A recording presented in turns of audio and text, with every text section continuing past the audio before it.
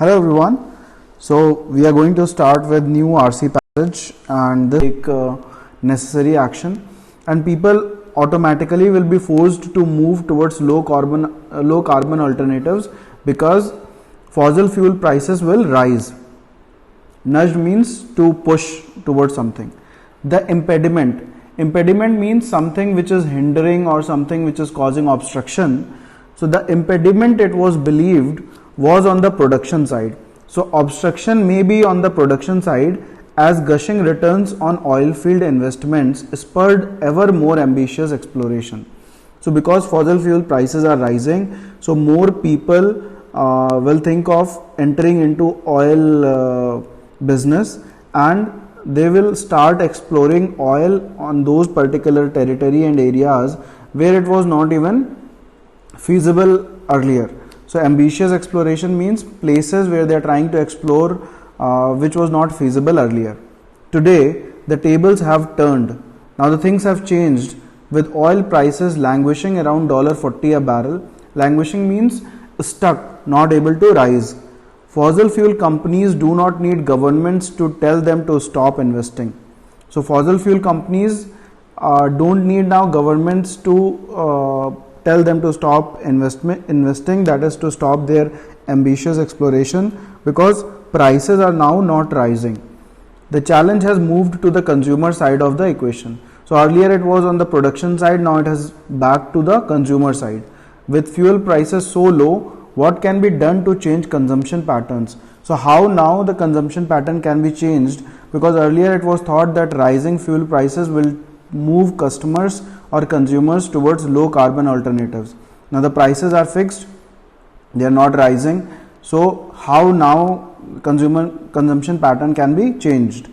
To be sure, there are some signs that cheaper energy could generate enough growth to drive oil prices back up. So there are still some signs, and there are still some optimistic views that because of the lower prices there will be a lot of growth and people will start using oil a lot, and that would result into rising oil prices, and again oil prices will become high and will push consumers towards low carbon alternatives. But nobody predicts a rebound strong enough to prompt the radical transformation. But nobody is predicting this strong rebound, that this kind of radical transformation will happen. That will be required if countries are to meet their emissions reduction goals. So the kind of transformation that is needed by the countries, if they want to meet their emissions reduction goals, they won't get this kind of transformation by this assumption or by this optimistic view. A 2015 OECD report shows how far behind countries are on their emission targets, never mind their commitment to limit the global temperature rise to well below 2 degrees Celsius.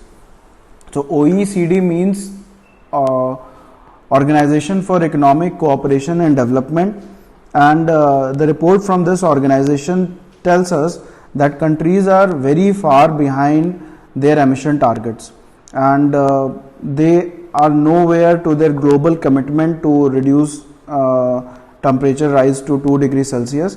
Their emission targets are also very far. Meanwhile, oil majors are keen to remind us that we will need to burn fossil fuels for many more years as we gradually shift to a new energy economy. Along with that, oil majors are also reminding us that we need to burn fossil fuels for many more years, even if we are shifting to new energy economy. So energy economy means that the economy or the energy component of any economy. So what are the energy sources of that economy? This is denoted by this term energy economy. So what are governments to do? So now if consumers are not going to do anything, productions are not going to do anything, then what government should do to meet their targets? There is near universal agreement that no one will benefit from a dangerously warmer planet, but different countries have very different interests, depending on whether they are oil exporters or importers and how developed their economies are. So depending upon their economies and how they are related with this oil industry, whether they are exporter or importer, countries are divided into different segments. oil producing developing countries should consider whether their resources have an economic future. So oil producing developing countries, this is the first category about which the author is talking. So this is the first category. So what author is saying, these countries, oil producing developing countries, should consider whether their resources have an economic future given diminishing scope for emissions. So since this is something which is expected that people will move to low carbon alternatives, so these oil producing developing countries should consider whether their resources, that is these oil things that is running their economy, whether they have an economic future. Countries like Saudi Arabia, Iraq and Iran, where oil is plentiful and cheap to extract, are likely to stay in business for some time. Even if the world rapidly decarbonizes, oil consumption will remain high enough for their resources to be worth extracting. So countries like Saudi Arabia, Iraq and Iran, where it is easy to extract oil and it is also cheap, can still survive this price, and even if the prices reduce a little further down. But other countries won't be able to survive this price point. But countries with less generous oil endowments need to implement economic reforms and eliminate subsidies. So these countries need to change their economy and bring more economic reforms, and they have to eliminate subsidies that they are giving on oil extraction and production. Saudi Arabia has made clear that it is no longer prepared to sacrifice market share to prop up more costly producers. So Saudi Arabia is not willing to change its market share and give its market share to those countries or those producers where it is costing them more to produce oil. Its decision to maintain output at current levels, effectively neutering the OPEC cartel, has already had a dampening effect on competing supplies. Nearly $400 billion of fossil fuel investments have been shelved. So authors giving this fact, and it is giving this information that Saudi Arabia has decided not to follow OPEC cartel decision, and they are going to maintain their output at current levels. So if they are going to maintain their output at current levels, that means they are not letting price to rise, because they are giving supply in that same quantity, and that will lead other countries where it is costly to produce oil to go out of this oil production business. So you can see that this OPEC cartel means Organization of the Petroleum Exporting Countries. So that is the full form of OPEC, and here dampening means reducing. So dampening effect means the effect which is causing something to go down. Many governments have been forced to act. Russia announced a 10% cut in public spending as oil prices continued to slide this year. So governments are now acting on this new phenomena, and Indonesia should save almost $14 billion by scrapping gasoline subsidies and capping support for diesel fuel. So Indonesia can also save around $14 billion if they scrap gasoline subsidies and they cap support for diesel fuel. So these are the things that author is suggesting oil producing countries. On the other side of the spectrum, oil importing developed countries are most likely efficient users of fossil fuels already. Their economies, having proved they can cope with oil at $100 a barrel or more, clearly do not need an infusion of cheap energy to thrive. So their economies are already strong, and they can survive even at $100 a barrel. So they do not need to move to the cheap energy just because the prices have increased. It is therefore a good time to introduce carbon taxes. So now author is suggesting those countries that this is the time for you to introduce carbon taxes, so that the oil windfall is not simply gobbled up at the gas station. Windfall means unexpected supply of money. So something which so because the prices have drastically come down, so let people not use this money, this extra money, on oil stations only or in gas stations only. So to reduce that or to make sure that it is not happening, author is suggesting imposition of carbon taxes. These countries should shelve any delusions of finding black gold, that means oil, enjoy the short-run benefits of cheap oil, and take action now to align infrastructure investments to changing technology. So author is suggesting that these are the actions that these developed countries, oil importing developed countries, should take. Now the last paragraph talks about, meanwhile oil producing developed countries should bank the remaining rents to enable capital substitution and ensure life after oil.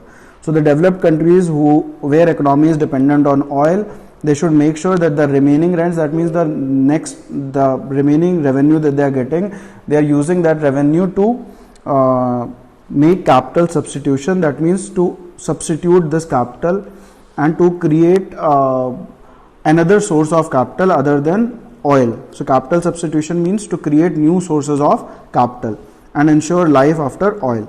This is what Norway has done to significant national advantage over the past 25 years. Finally, it is governments of oil importing developing countries that are likely to have the most urgent need for energy and also the widest array of possibilities to meet that need. Now, the last type of countries that the author is talking about are oil importing developing countries. So they need energy, they need lot of energy, and they need energy urgently, and also the widest array of possibilities to meet that need. They will be looking to the global community for support and will need to take a hard look at whether the energy solutions on offer are modern or sustainable. So now these developing countries and oil importing developing countries should look at all the possibilities of energy, and they should take that offer which is modern and sustainable. The burden of proof must be on fossil fuel based solutions, particularly coal, to demonstrate their competitiveness after accounting for the full environmental, health and social costs. So author is saying that these oil importing developing countries should also include environmental, health and social costs when they are looking at any kind of alternative energy or sources of energy, to understand the actual cost of that particular source of energy. So this overall was a easy passage, not difficult, and the language was also very easy. So basically author spoke about oil prices and the need to shift to low carbon alternatives, and how and what different category of countries should do in this era to ensure that they are moving towards low carbon alternatives, and how they are trying to change the demand and how they are changing consumer behavior and everything. Let's go through the questions. First is, what does the author mean by the term energy economy while mentioning fuels? So we discussed it here in the beginning that so energy economy was here, so the fonts are changed here. Shift to a new energy economy. So shift to a new energy economy means, as I discussed, this word means economy, different economies have different sources of energy, so that what are the sources of energy for that particular economy and all means is defined by the term energy economy. Let's read the options. So the first is the economic aspects of energy or its sources, goes correct as per our understanding. Second is an alternative energy source. Now many of you might go for this option, but make sure, that's why I am putting it here clearly, this word new energy economy means new source of energy, but we are not looking at this word new energy economy, we are talking about energy economy. So what is the meaning of energy economy? As I discussed, energy economy means what are the sources of energy for that particular economy. So an economy which is dealing with fossil fuels will be the energy source for that economy will be fossil fuels.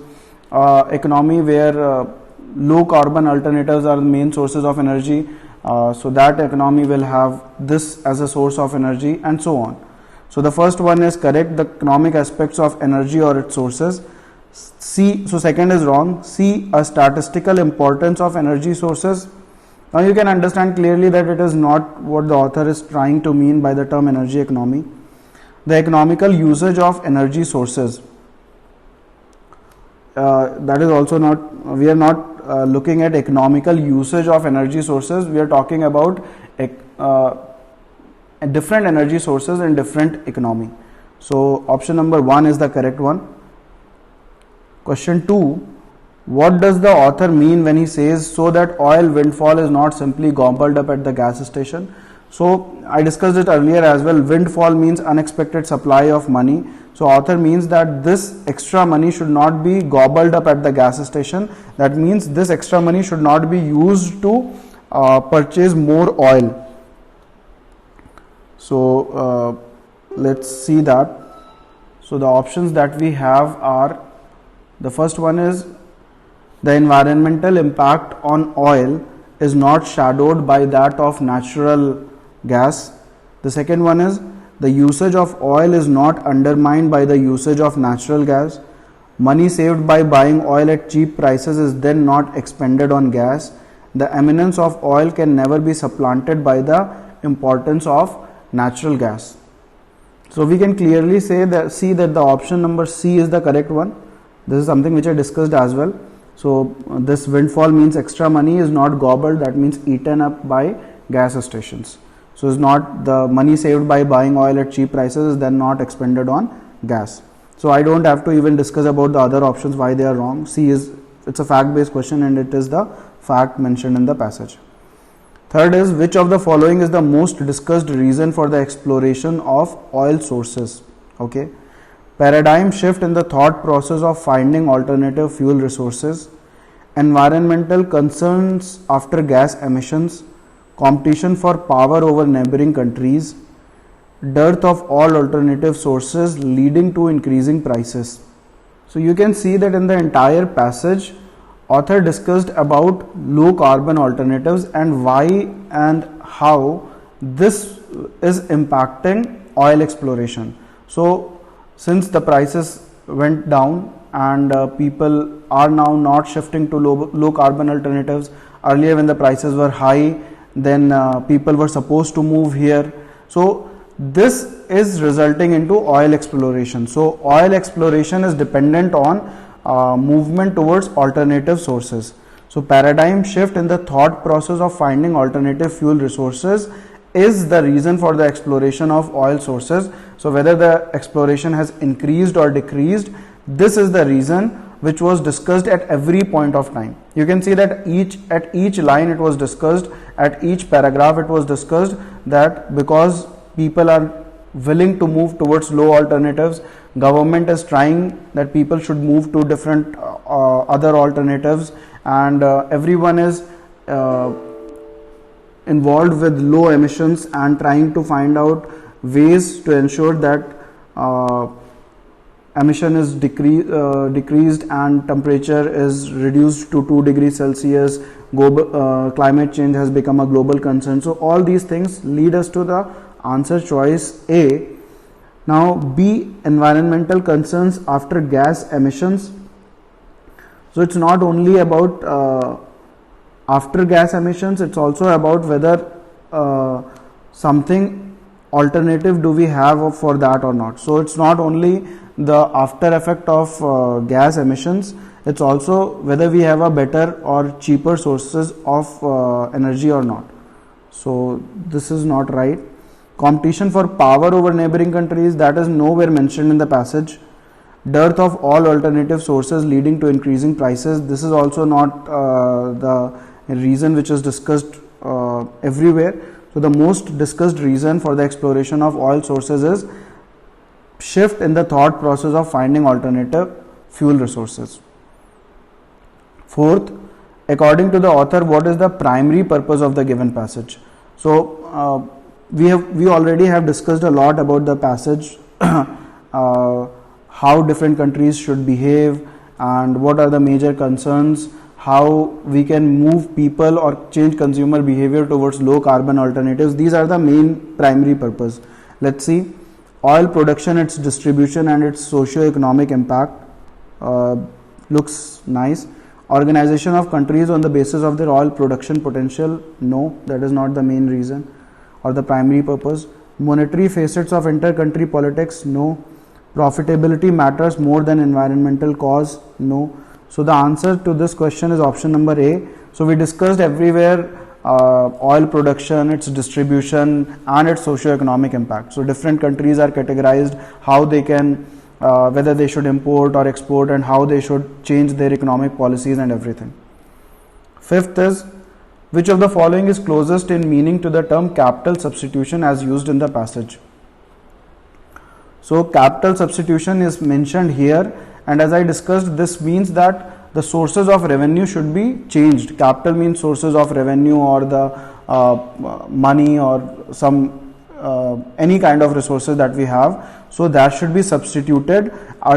As of now it is oil, but that should be substituted to something different. So replacement of one source of value with another, this makes sense. Replacement of currency with another, no.